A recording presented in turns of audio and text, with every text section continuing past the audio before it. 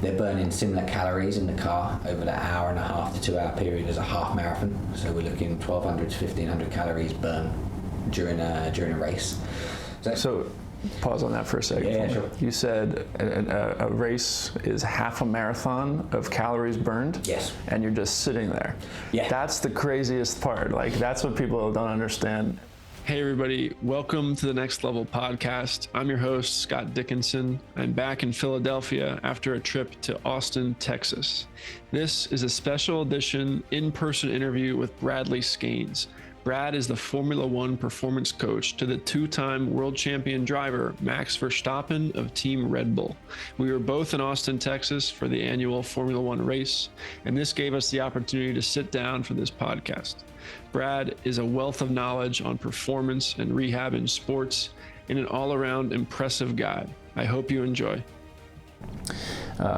So Brad, what kind of role do you play with Red Bull as the performance coach for Max Verstappen? So, some people might not know a ton about Formula One. Can you talk about your role as a performance coach for a driver? Yeah, of course. So as you say, the role title is performance coach. What that encompasses is a whole array of tasks, I guess, as we work through a season and a race weekend. So I'm dual qualified, so I'm a physiotherapist and I'm a strength and conditioning coach.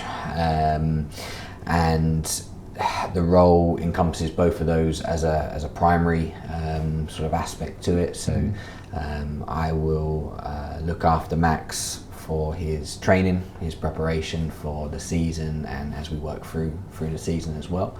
I'll look after any injuries or anything that crops up during the season. But then the role really opens up because you're almost like a one-man traveling band in terms of like sports science or just general support for this driver. We cover 23 different countries and it's normally just the two of you traveling together with the team. So with some support, I look after his nutrition, his hydration, I look after all his kit, prep all his kit on a race weekend, I drive him to and from the track. And we'll warm up together, we'll cool down together. So anything human performance related comes into my scope. And then you have the logistics of working for a race weekend as well, and just organising, getting to the track or going to an event or something along those lines. It's an interesting role in that sense. It's a little bit removed from that traditional physio role or that traditional S&C role. So but it's kind of cool. It's very much removed from the traditional role of seeing patients in a clinic. Yeah. So where did you learn about all of the other stuff outside of our formal training? Because we're both physios. Where did you learn about nutrition? Where did you learn about strength and conditioning? That is, as you said, your background. But hydration, jet lag, preparations. Like, where did you learn about all this stuff? It's really interesting. Yeah, absolutely. So I think. And you'll know as well, as you work through your career as a physiotherapist, you have certain areas which interest you the most, and as the way the physio world has moved into exercise prescription and being good at strength training, that was where my initial interest came in pursuing strength and conditioning qualifications and further education into that, so that I could apply that within clinic and within the other sports that I worked in. So that kind of led me to be dual qualified prior to having a performance coach role. And then I think I worked a lot of years in clinic, as yourself has done, seeing a lot of patients, a lot of clients, and kind of towards the end of that I was looking to move more into working with 1, 2, 3 more individual athletes on a more full-on basis. And to prepare myself for that, you had to open up your scope a little bit more from that sense. And don't get me wrong, I have support. I have Red Bull have a lot of good professionals that work for them. So like my bag really isn't nutrition. Yeah. So I will have help planning nutrition, and I kind of just deliver on the front end of that. It's always important to recognise your scope of practice as well. And but in terms of the jet lag, the hydration side of things, it's just learning on the job or being well prepared for the job. I've worked in actually many different sports, and moving into Formula One, having no knowledge of Formula One previously, just led me to deep dive into what Formula One is, the science of Formula One, jet lag planning, sleep, all of that. You just have to learn and be best prepared for when it comes up. So just to zoom in on the jet lag prep, what did you guys do when you came to the U.S.? Because here we are in Austin, Texas, and you were previously in Japan last weekend? We had a weekend off in between, so we kind of reset a little bit before starting to adjust to this way. So jet lag planning, we normally about 3 days before we go, if we can, if we're not on a double header and we're coming over to one side, we start to shift our time zones a little bit, just by an hour. Before you even left, you start trying to shift the sleep schedule. Yeah. Interesting. Yeah, absolutely. Just so that we can start to get a little bit closer to the time. If you're going to really do it properly, you start like a week before, but we don't have that time in Formula One. We're skipping from race to race, and it's impossible to do. But yeah, so we look at what the time is where the destination is, and then 3 days before we do an hour each time. So coming out here, we want to start going to bed a little bit later and that's easy later. So well, it's easy for some people. For me, not so much. Oh, no? I actually prefer going the other way because I'm a really early riser. I'm up at 5 a.m. every day, so to get up later is quite hard, quite difficult for me. Whereas someone like Max, he goes to bed a bit later, he gets up a bit later. This coming this way suits him. Whereas going east for me, like Japan, Singapore, is much easier. 1 hour the first day, 2 hours the second day, 3 hours the next day if we're really following it. Coming out here, impossible for me. I got a little girl, so she's up at 5 a.m. every day anyway, so I can't extend that. Can't extend that. So, but that's the first thing we try and do, and then during the journey and when we get to the destination, we're utilising, when we should be having some sunlight, when we should be dosing caffeine little and often. I think they're the two key things that we use, and then making sure we are sleeping at the right time on the flight. So that's a little bit more relevant for going east. Actually coming out this way for us, coming west to the Americas, is kind of, if you just get any sleep on the flight, it's going to help you, because you've got to, when you land in the destination, you've got to stay up late. So, it's a little easier. Okay, so caffeine and sunlight, dig into that for me because it's interesting. When you say sunlight, does that mean like you got to get outside in the morning, you got to get some exposure because that's going to modify the circadian rhythm? What are your thoughts? So light, and sunlight in particular, is the biggest determinant of shifting your circadian rhythm. Nothing else comes close to that. And then it's about getting it at the right time and avoiding sunglasses and so on and so forth. So again, coming out here, you want to get sunlight a little bit later on in the day, because you're trying to extend a little bit later into your time zone. You want to stay up later, basically, because if I was still on UK time, it would be afternoon now, 2 o'clock in the afternoon, and I'd be starting to get a bit tired. So if I get sunlight now, or the ideal time out here is like 5-6 p.m. So get some good sunlight around that time, just to extend me into the night a little bit. Is good. You can use a few other things. So I know some drivers on the circuit might dose melatonin, which is like the body's natural hormone to help induce sleep. So some people get it wrong in terms of they think that's a sleeping tablet, sleeping pill. It's not. It's just to help induce the body's natural sleeping process. Not something that we've ever had to use, just because we're quite good at adjusting in a more natural way, I guess. But the important thing with using melatonin is you mimic midnight in the destination. So do you feel like these tools that you've learned would apply to anyone, say like my family was going on a trip to Europe this summer, like would you start going to bed an hour earlier, an hour later in preparation for that kind of thing? Yeah, absolutely. For us, we're trying to maximize performance, so we don't want any drop off, and 1-2% is a lot in our game.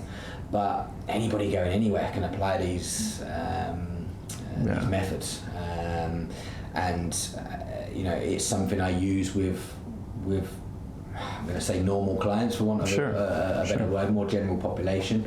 I run like an online application. We look at physio, we look at performance, and I have some business people that travel a lot, and we implement jet lag planning for them, because you can get so much benefit from just making these small changes. We look at 3 key things, I guess 4 key things. You look at changing your sleep time and wake up time only by a small amount, which is it's pretty possible for anyone to start doing 2 or 3 days before, and that'll give you a few percent. Like an hour, right? Just an hour a day. You look at sunlight exposure, so you just plan the times that they need to make sure they're getting light, and you can utilize artificial light as well. So say you're on a long haul flight to Australia, you're going to be on a plane for 24 hours coming from the UK, and so if there's a time where you need light, but it's going to be dark outside, so you can't open the blind because there's going to be no light coming in, you can use things like laptops or iPads and have a bit of screen time to get some light at least. And then you look at dosing caffeine at certain times, and then you look at when you're sleeping during your travel. And often that can be a little bit tricky for some people because you are sleeping at unnatural times. I'm super lucky, I can sleep straight away. Well, you do so much. It's UK time, 2 p.m. and first 2 hours of a flight, 2 to 4 p.m. in the UK, doesn't matter, I can go to sleep. Whereas some people struggle with that. I think like coming out to America, coming out to the West, I think a lot of people didn't sleep on the plane because we land here at 4 or 5 p.m. US time, but for us that's 11 a.m. in the morning. So not a lot of people are gonna sleep during that time. Yeah, for sure. Just to scratch an itch that I think about all the time with performance and just my cognitive ability throughout the day. I'm sure you, perhaps not, you're a bit of a machine, but I have cognitive wavering throughout the day, and for me 2 p.m. is a rough time. Like that's probably where I'm hitting some kind of crash, especially if I woke up early, like I'm an early riser like you. So like that 2 p.m. to 3 p.m. window is rough, and that's where the dark thoughts come in. That's where I'm tired. That's where my cognitive, like I don't want to do any hard work there. But I would love, from a performance and just output point of view, I would love to be able to get rid of that.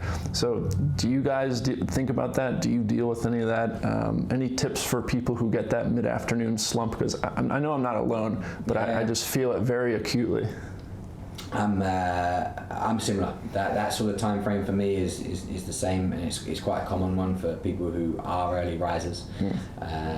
We get our best work done in the morning, and then lesser tasks need to be saved for the afternoon. So I think it is that it's a bit of planning. You can look at it in 2 or 3 different ways. So making sure you block all your important tasks into that morning section where you're most productive, and then saving all the the lower end tasks for the afternoon. And sometimes that's hard for people because the lower end tasks are often just responding to a few emails and those sort of things. But if you're seeing them crop up in the morning, people are... It's easy to jump on them because I can crush this right now. But 1-2 hours later, when you're outside of your more productive time, and then you've still got that big productive piece to do, then so good planning.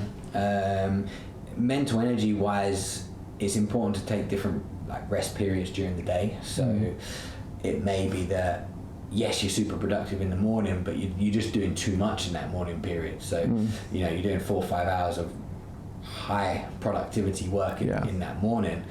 We can only really manage 4 or 5 hours in a whole day in terms of productivity work. So if you want to extend that period into the afternoon, it's about blocking the time a little bit more. So maybe you do 1-2 hours and you take 25-30 minute break, bit of headspace, everything off, no phone, that sort of thing. Go for a walk, something like that, just to rejuvenate yourself for the afternoon. Nutrition can help as well with that, and again, nothing really mind-blowing. Keep it simple, good nutrition, healthy foods and snacks, just to again help supply a little bit of energy into the afternoon. But I think it's the blocking and the rest periods that are super important. It honestly, it's just good to hear you say, you only have 4 or 5 hours of really good high productivity work a day anyway. And that's at the top end. It's a tough pill to swallow, I would love to be able to do 8 hours of focused hard work by myself, but that's... I mean, there's places in Europe, Scandinavia mainly, Sweden and a couple other places that move to a 6-hour working day. And they've seen no drop off in productivity whatsoever. So people going into an office doing 8-9 hour days, they're only doing 6 hours of work, and the rest of that time, they're wasting time in meaningless meetings or just procrastinating on the laptop, or they could be at home with the family or something there. So it's something really that we should probably consider, because having worked in like clinic work where time equals money at the end of the day, doesn't it? So you get more of a sense of being productive, whereas if you're getting like a normal salary, it's more based on the time you're in work rather than the time you're working. So I always find that's an interesting concept to consider. Another thing that I thought of, you said nutrition can help with that mid-afternoon slump. Are you guys thinking about or monitoring glucose levels throughout the day? Have you played around with the continuous glucose monitors? Because that's always really appealed to me. Yeah, we've looked at it. We've run it for. We didn't quite make we, as a group of performance coaches within Red Bull, Avtroy, that kind of group, we did a few little tests on ourselves. We used Super Sapiens monitor there. We ran that for a couple of weeks just to educate ourselves, and then we implemented with the drivers as well. It was just a bit more tricky to run it for a long period. In actual fact, wherever we managed to stick the patches, it was super uncomfortable in the car because of the restricted motion and the very small differences in like the movement that they just noticed straight away and stuff. So we used it a little bit through training just to get an idea of how they respond and how we might supplement their nutrition through the day to meet the ebbs and flows of their of how they respond to activity or rest or whatever there. But I think it's as with anything within this field, it's you've got to have an output for it as well. So it's got to inform something that you're doing, and I guess in a nice way, it helped us confirm that what we were doing was right. In terms of that, we didn't see anything crazy. It just kind of supported, okay, we're doing the right thing nutrition wise, and that's just applying the basics very well. Interesting. So you mentioned being in the driver's seat of a Formula One car, and how even just a small glucose monitor on the back of the arm, they can feel that, and that it can be irritating. Can you bring someone who's not involved in Formula One, can you bring us into the demands of being in that driver's seat for 2 hours of racing around the track? What is going on? Talk about the cognitive demand, the physical demand.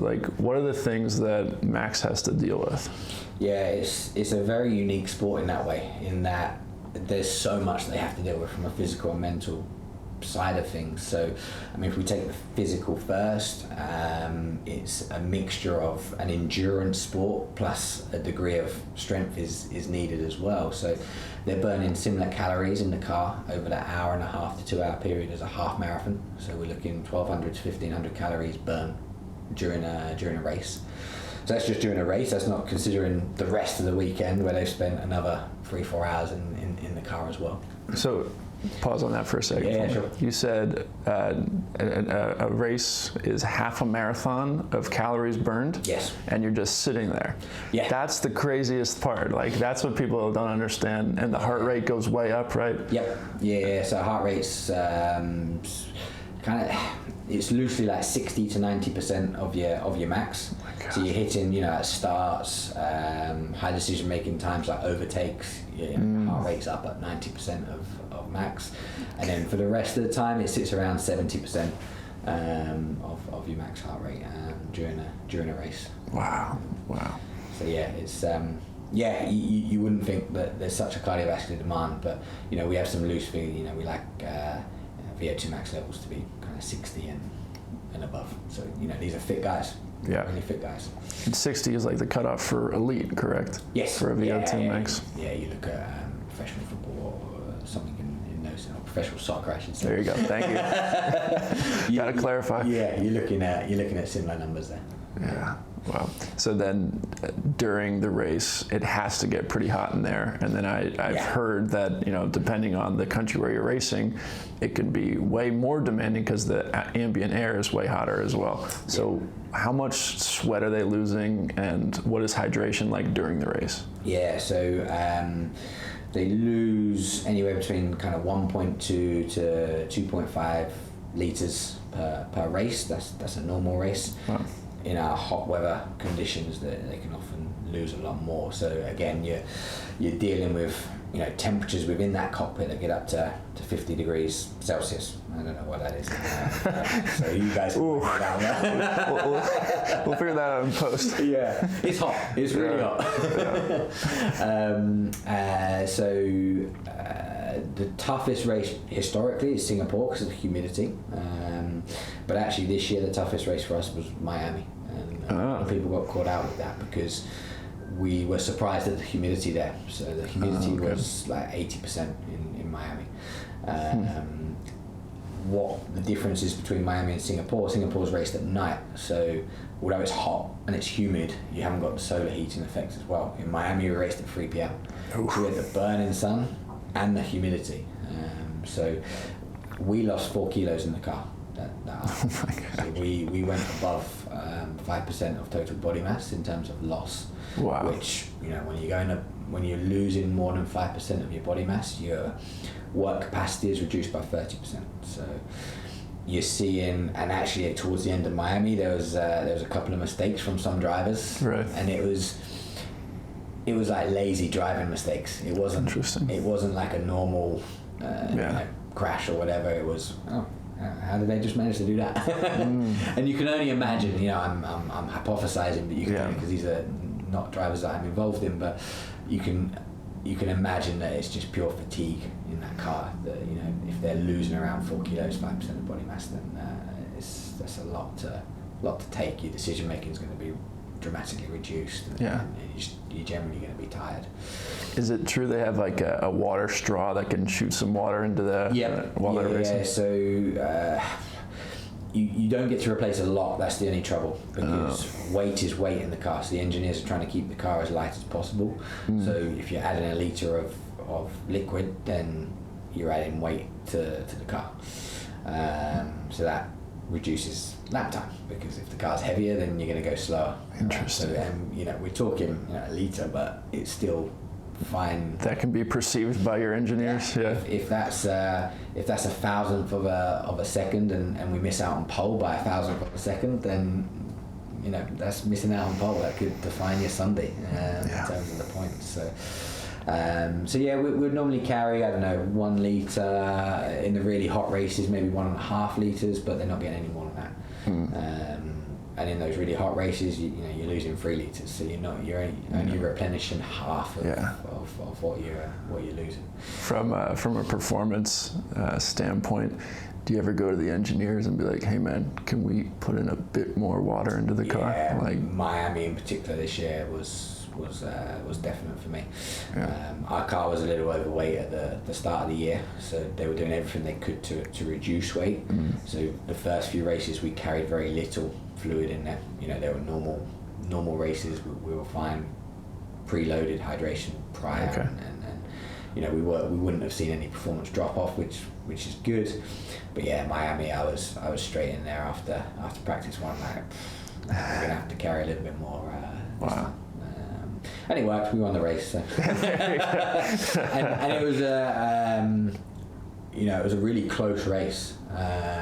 12 laps towards the end. The two front cars were fighting the entire time. It was very intense race. So they had that to deal with as well.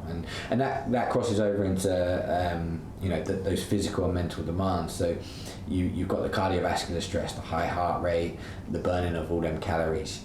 You're dealing with the heat. So and they're in fire retardant suits, so they're not able to get off heat. Yeah, they're not able to lose it through sweating in the same way that we would do. So gloves too, right? Gloves. Too, yeah, fully. The underpants are fireproof. Yeah. They can only hope that there's a good straight at the track where they get some air coming through. But you got the balaclava on, you got your helmet on, you got a full suit, underlay, the lot. So it's very hot in there. You got those demands. You've then got the G-force demands. So this is where your strength component comes in. So at some tracks, the G-force can get up to 5 or 6 Gs. So G-force is essentially times your body weight. So if we're talking 5 Gs of force going around a corner, that's 5 times your body weight of force going through it. So the neck's a good example to use for that. So if your head weighs approximately 5 kilos, the helmet's 2 kilos, let's say. Wow. So you've got 7 kilos that your neck is supporting. 15 pounds or so. Good. You put 5 Gs of force through there, so it's 5 times 7, so it's 35 kilos pushing on the side of the head. Right. So the neck has got to be strong enough to tolerate that sort of force. What's 35? So it's a lot. 60 pounds, 70 pounds, something like that. For 2 hours. And then obviously it's a corner, so repeats. so maybe you're doing it 50 times in 2 hours. Yeah. So it's repetition there. The corners can last anywhere between a second to maybe 5 or 6 seconds of continuous holding. So some of the long bends, Barcelona, Silverstone, you might hold 5 Gs for 4 or 5 seconds. Oh my gosh. In other corners, it might be a second. Suzuka's an interesting one. So we were in Japan a couple of weeks ago, and you don't get a high G force, so you get 3 Gs of force, which still far more than you can tolerate. But so it's a 3 Gs of force. Again, thinking of that kind of 7 kilos, so you're getting 21 kilos of force through the side of the head. But in Suzuka, because of the way it's high speed and technical, over the course of a race on a Sunday, you're having to put up with that for about 40% of the race. So it equates to something like 32 minutes. They're under 3 Gs of force across that hour and a half race, that's a lot. That's a lot of isometric force that they're having to apply back into there. So you've got those demands, and then so you've got your cardiovascular, you've got your heat tolerance, you've got the strength tolerance, then you've got a few other little things like vibrations, so axle compression from vibrations of the car. Particularly this year, the cars have been bouncing a lot more, and they're stiffer as well, so they don't run curbs as well anymore than they used to. Other things like carbon monoxide to deal with and those sort of things. On top of that, you're controlling the steering wheel, making high-level decisions as to whether you can overtake, whether you shouldn't overtake. They have about 20 to 30 buttons to adjust on the steering wheel. Whoa. Yep. And they're doing all of this whilst listening to commands and talking back to the engineers. It's that's why it's such a unique sport. You're having to make all those physical, you're having to tolerate all those physical demands while still, staying very sharp mentally to press the buttons, change the switches, listen to the commands from your engineer, respond to those commands, make high-level decisions as to whether to overtake or not, because actually if you get that wrong, you're going to end up in the wall, and either you're going to hurt yourself or you're going to cause millions of pounds of damage. And scupper your race, lose championship points. And so for people who don't know, how much is an F1 car worth? I'm not sure actually. So our biggest crash last year was in Silverstone. We took 51 G's of force. It was a really big crash. Obviously the car was done for, and I think that cost in the region of £3 to £4 million. I think that's pretty much the same in dollars these days. So yeah, it's quite expensive. So when a driver crashes the car, they not only have the guilt of their team and all the guys that perhaps they're letting down, but also they just cost the company millions of pounds or dollars every time that happens. Yeah. And it's even more important now because we have a cost cap, and damages come into that as well. So if you damage your car, it's going to scupper your development further down the line as well. So yeah, it's getting trickier. So they got to be careful out there. Wow. Yeah. So I've heard that inside the driver's chair, everything is form fitted to that individual driver's physique. Yeah. And then of course, I think I saw that from you actually, that the driver's seat is made of carbon. Yeah. So that doesn't sound like there's a lot of cushion or padding in the driver's seat. Nope. And then you said there's minimal shock absorption. So how tough is that for bodies to deal with, the porpoising, the bouncing of the cars going over the side? Yeah, I mean, there was a lot of reports at the start of this year, first half of this year, of high-profile drivers really struggling with back pain. And you see some of them getting out of the car really gingerly because their cars were really bouncing quite a lot. We were super lucky in that we had a decent car that wasn't bouncing a lot. You look at Mercedes and their drivers were really struggling with back pain. But in testing in Barcelona at the start of the year, we were bouncing a lot, and we had a bit of low back pain, we had some chest pain where the straps were really digging into there, and it was pretty undrivable. We pulled a session once and just said, look, we've got to stop because it's a bit too much. So and you prepare for this. Part of our pre-season training is really focused on strengthening the lower back, because they are in that very flex position for long periods of time, having to take that axle compression of the vibrations and the bouncing. So anything we can do to offset that, we try to do. Are you instructing Max, or does it just come naturally? Like, maybe you'd want to brace during a period of time, bracing the core muscles, tensing the neck, tucking the chin. Any of that stuff coming out of your mouth for physical performance during the race? When they're in the car, no, not really. I think from my perspective, these guys and Max in particular, they've raced a lot longer than I've known the sport, so they know what to do in the car. Yeah, and that was a super cool thing for me, really. Like when we came together 3 years ago, I was adding stuff from the performance side for him, and he was learning in that way, but he was teaching me everything about Formula One as well. I'd obviously done my research and come in, but there's nothing quite like being in the sport and being with the driver and talking to him about how things feel in the car and how different tracks feel. And we still have those conversations now. We were out running the other day and having a conversation about a few tracks that we'd prepare differently for this year that just caught us out a little bit in terms of the physical demands. Miami, for example, and how we will utilise a lot more pre-cooling and hot weather training leading into Miami. So yeah, it's every track has its individual specifications, as it were, or characteristics, and it's nice to learn that. That's another thing that makes the sport just so unique. If you think of American football or EPL football, every field is pretty much the same. There's no variation there when you're on the road versus home. So that is another thing that makes the sport so beautiful. I'm sure you've seen Drive to Survive. You've been on it.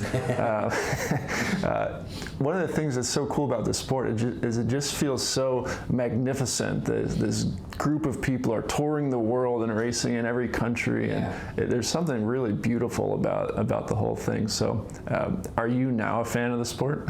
I never watched a Formula One race before I worked in Formula One. There you go, folks. Anybody can do it. The first race I watched, I was sat in the garage, and wow.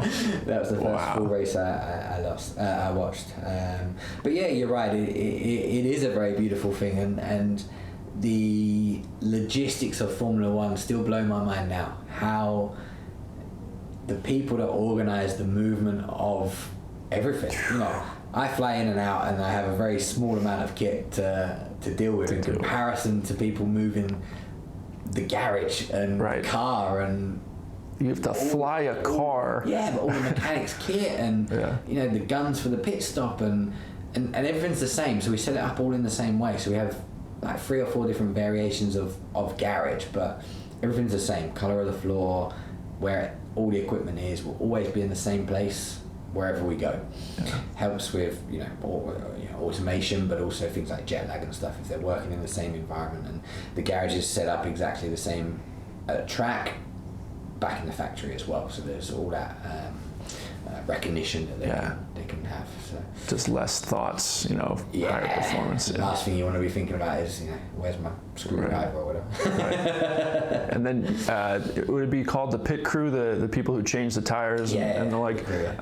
I think I've seen performance coaches working with that group of people as well on the circuit. Do you have any responsibilities there? Like, do you talk to them about preparations, jet lag, stuff like that? No, you're right. They have their own kind of people for that. Okay. So I'm just responsible for the driver, for Max. That's enough.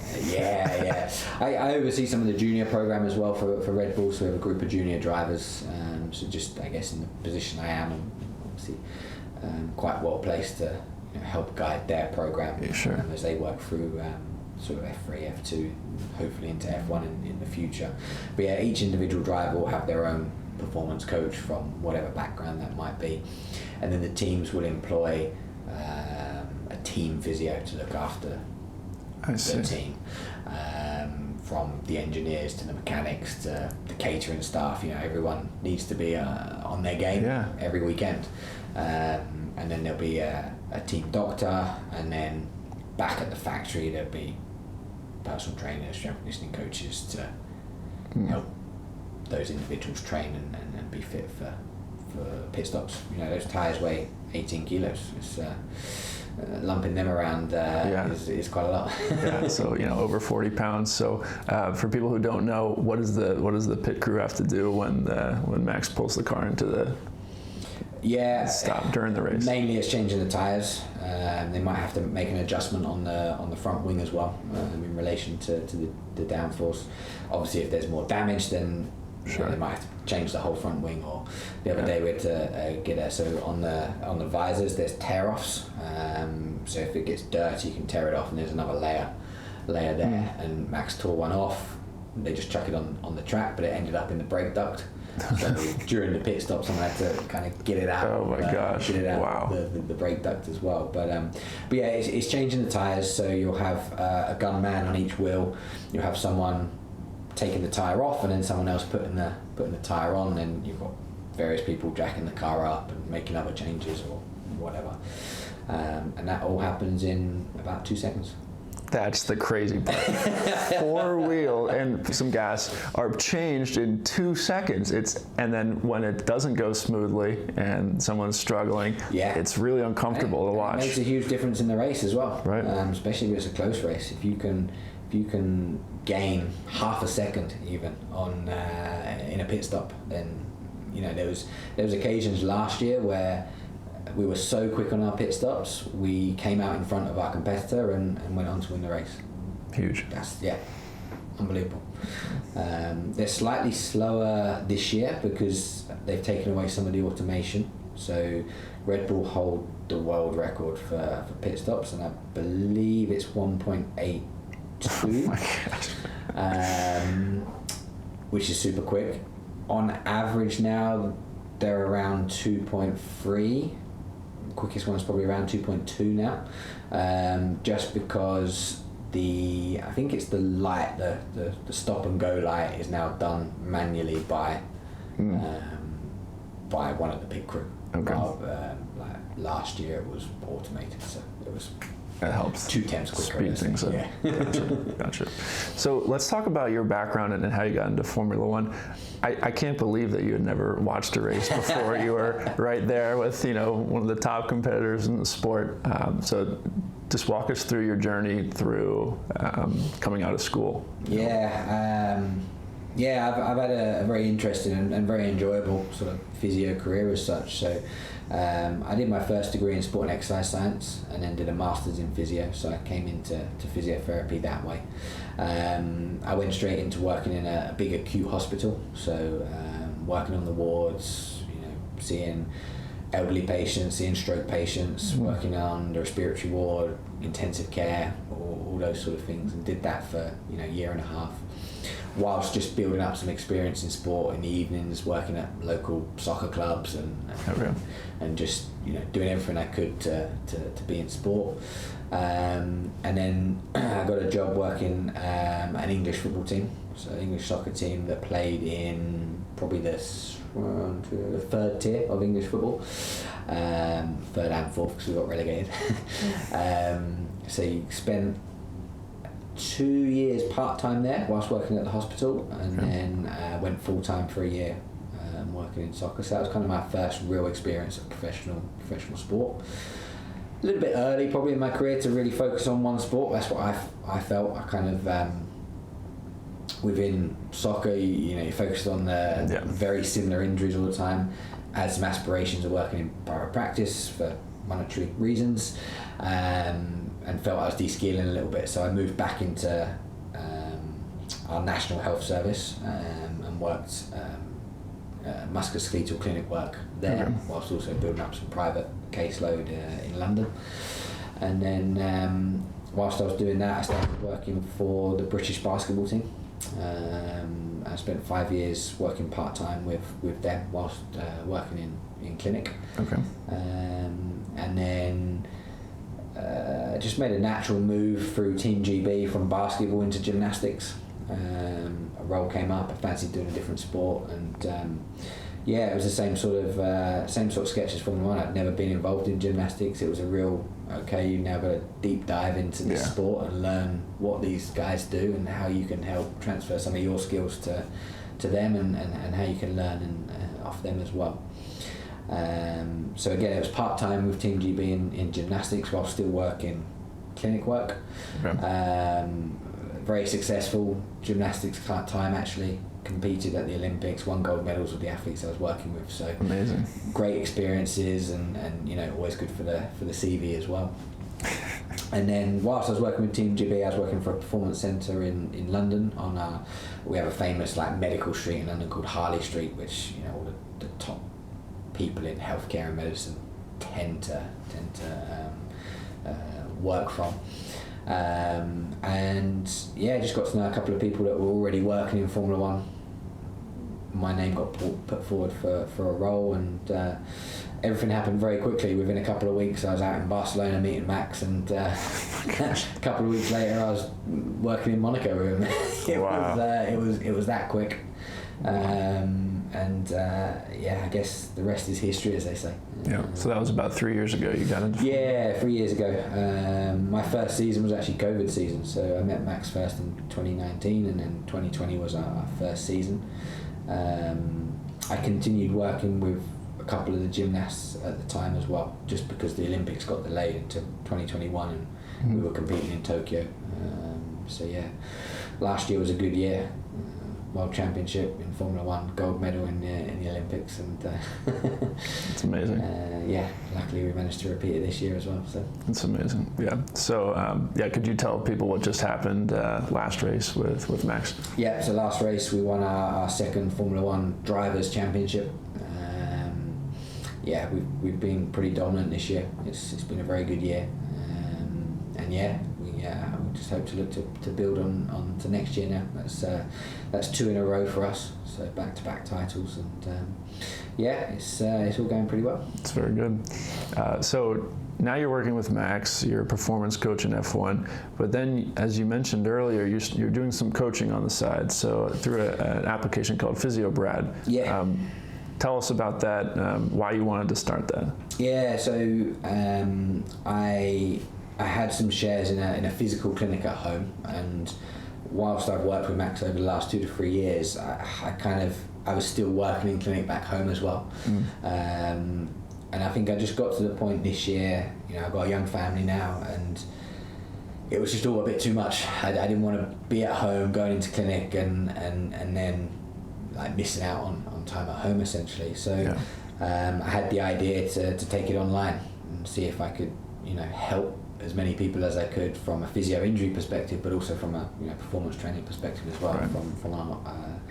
From utilising an app on your phone and video calls and whatever there, and it's gone really well. The PhysioBrad app started in March around the opening of this year in the season, really took off, start with a video call with a client, go through all your assessment bits, and then they receive their rehab program or their training program via the app, and we have regular catch-ups. There's a chat function on the app and stuff there. So it was all just born out of not wanting to have that time in clinic away from the family. And I can be in Austin and be seeing 2 or 3 clients on the app from anywhere in the world. So it's having that ability to be able to flexibly work whilst also delivering my key components to Max and Red Bull and Formula One. So it's been good. Do you have a ceiling on how many clients can join you? You better say yes. No, there is. We're looking now at bringing some other physios on. Oh, very good. So restructuring a little bit. I still like to get to know everybody that I work with. So everybody that comes through will still have that initial consultation with myself. Again, there will eventually be a ceiling on that as well, but then some of the back end programming will be done by other people, and some of the catch-ups will be done by other people. But I still like to know everybody that I work with. That's the next step. We're working on that at the minute. Just having your name on it, I feel the concern. Like, if your name's on it, you have to be involved, and you have to get to know everybody because it's your product. Absolutely, and that becomes very important when you're hiring people as well. You want them to represent you in the best way. So there'll be a very stringent process on that. But it's good. I know a lot of people these days. Some of the guys working in motorsport as well will be coming on board and getting involved. So very good. It's I think the opportunities with it are endless, because we can see anybody in the world, anywhere that we are in the world. That's amazing. And hopefully add some real value into either getting people out of pain or helping them achieve some performance goals like running a marathon or something along those lines. So, Sure. Very good. So if there was a physical therapist in the U.S. or a PT student that was interested in applying, is that an option? Would you entertain an application from that kind of crowd? Yeah, of course. If someone's the right fit, then they're the right fit. Yeah, absolutely. Very good. So you've done some amazing stuff in your career, and you're still a young guy. What advice can you give to people up and coming for how to do what you've done? What were the things that other people maybe looked away from or avoided that you have done that's put you where you are today? Yeah, I think it tends to be what everybody says, but it was just a lot of hard work in those early days. And to the detriment of some things, but I didn't stop working. And I love being a physio, and I loved physio, so it wasn't a hardship for me. But I pretty much worked every day, and I pretty much worked every hour every day. I'd go and do my hospital work, and then I would go to a clinic after. And during that hour train ride from the hospital work to the clinic, I was reading journals and papers, and then the next day I'd do my hospital work, and then I'd go and volunteer at a sports team and just be around and not get any money for it, or maybe not even work, but just be there observing, getting to know people and so on and so forth. And I did that every single day. Saturday I'd be with a sports team, Sunday I'd be with a different sports team, and just learning. And so I think that's the first thing. Second thing is always learn. Like even now, I'm fortunate I have a lot of time on plane journeys, but I'll still be reading papers, journals, just trying to get as much education as possible, and doing that early on as well. So I always say to people, this role is quite unique. It's a performance coach role, and it's often interesting when you get new students come out and I want to be a performance coach in Formula One, and they're a physio, and be a good physio first, be the very best physio you can be, and then start to expand your scope of practice. You don't want to come out straight out of university, college or whatever, and I've got my physio degree, now I'm going to go and do strength conditioning, I'm going to do nutrition or whatever, because then your focus is away from being a good physio. And at the end of the day, it's been a good physio that got me every good role that I've had. And then just be open to opportunities. Don't box yourself into any sport. I've done soccer, basketball, gymnastics, Formula One. I've done a bit of rugby, I've done a bit of triathlon, I've worked with a cyclist, and for me that's super interesting, because I like to take a new sport, look at the physical, mental demands, and then how I can apply myself within that. So I think don't have that, okay, I'm going to be a basketball physio or I'm going to be a Formula One physio. I think really be open and take as many opportunities as you can. And don't be afraid to look at, grassroots sport, local league sport. Yep. People don't go straight into Formula One. Granted, I did, but it's because I'd been in local sport in other sports. Right. But I'm sure there's opportunities to work with guys in go-karting, or I don't know how it's set up in the US, but we have European F4 series. I'm sure there's guys you can work with there. Right. IndyCar or NASCAR, I'm sure there's lower tiers of stock car racing in the US that people can get involved in. So very good. Well, it was a pleasure talking with you. So people want to find you online, where do they go? I'm mainly on Instagram, at Bradley Skeins. It used to be at PhysioBrad, but it's changed recently, so it's at Bradley Skeins now. That's the best place to find me. Along with that, and if people want more education into motorsport, I do have a motorsport course out at the moment, and you can find that at Clinical Physio. So that's the company we run our education off of, and there's going to be a couple of other ones coming out about just generally how to get into sports physio, so deep diving into some of those things that we've mentioned today, giving people a bit of a structure of how they can define their career. That course will be coming out towards the end of the F1 season, so around Abu Dhabi time. Perfect. You're well spoken on all these subjects. I imagine it's going to be good stuff. So Thank you. Thank you, Brad. Appreciate it.